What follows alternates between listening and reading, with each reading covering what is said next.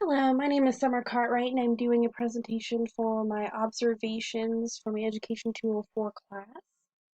My observation summary presentation.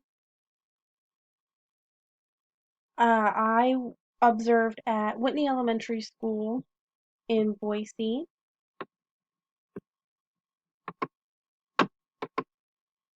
with Katie Carhart in the kindergarten classroom. It had 17 students in the PM class, which was 12:30 to 3:15, and I really did enjoy my observations.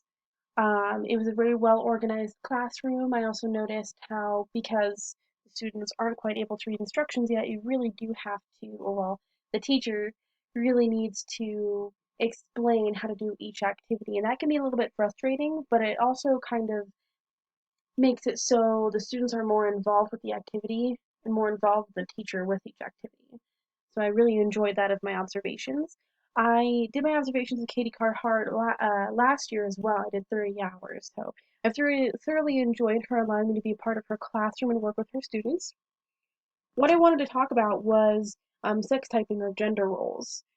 Uh, Sex typing and the classification of gender roles is based on biological sex begins pretty much at birth. How children learn it is by watching, oh, I'm a boy, that is also a boy, that's what they're doing, that's what I should do, meaning watching dad go to work or work on cars or uh, hunt, what have you. Same with girls. Girls go, oh, mom's a girl like me. Mom cooks, mom cleans, mom takes care of the baby, things like that.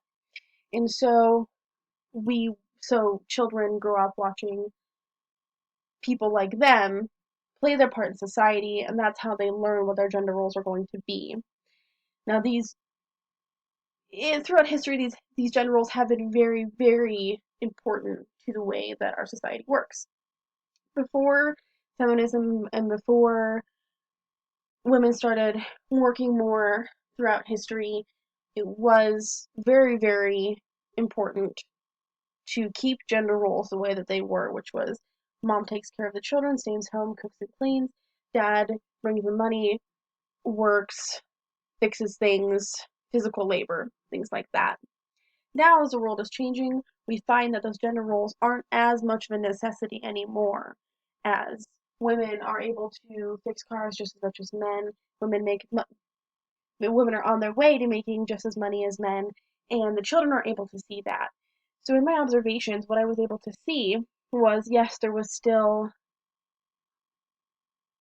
boys wear blue, girls wear pink, girls play with Barbies, boys play with trucks. There was still that, most definitely, as those are still reminiscent in our society as what is expected of each gender to have or be around or like. However, I noticed a lot of challenging of gender roles. So, for example, last week, the students, or the week before, the students were working on stockings for Christmas, and we were covering the stockings in glitter. The students got to come up, and I helped them pick which color of glitter they wanted to use. And of course, there was blue, white, red, rainbow, and expecting most girls to pick rainbow, most boys to pick blue. I was quite shocked when 80% of the girls picked the really nice blue, and the boys liked more of the Christmas colors, but they also liked blue, so it was more of a mix than I thought there was going to be. There was even one student who said, I want blue because I'm a boy. Another boy student turned to him and said, blue isn't just for boys, blue is for girls too. And I've heard other students say similar things. Another example would be, as some students can or sometimes bring small toys to school, I was able to see a little bit of what they actually play with at home. During our share and tell last week, um, some of the girls brought things, but in the class that I was observing, there was only 4 girls, and the rest were boys. So there was 13 boys to the 4 girls. Um, the girls brought some things, but what I really noticed was the boys, what they had brought. A few of the boys had brought stuffed animals, which we don't normally associate children who play with stuffed animals to be boys. We assume that the children who want to play with stuffed animals are girls. So it was interesting to see that they'd never dealt with that, or they really didn't care. Those were just the toys they wanted to play with. Also on Fridays in the classroom, I observed there was something called choice time at the end of the day, which is the students get out puzzles, Beanie Babies, Legos, all sorts of stuff, whatever they wanted to that were activities that were in the classroom. They got to do for about 20 minutes at the end of the day. I've noticed that a lot more girls have been playing with Legos, which is something that I greatly admire because I wanted to play with Legos when I was younger, but I was told Legos aren't for girls.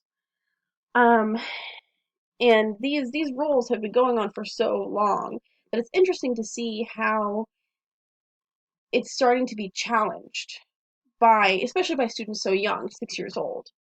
I will refer now to page 539 of our textbook, Child, Family, School, Community, Socialization and Support by Roberta M. Burns. In here, on this page, there is a poem, or a nursery rhyme rather, from the early 1800s. It says, "What are little boys made of? Frogs and snails and puppy dog tails. What are That's what boys are made of. What are little girls made of? Sugar and spice and all things nice. That's what little girls are made of." And so you can see that it's always been ingrained in our cultures and in our societies that that's how it had to be. I really enjoyed being able to see these being challenged by the students. It's not that these gender roles no longer play any in any way in our society, but they do not need to be so black and white.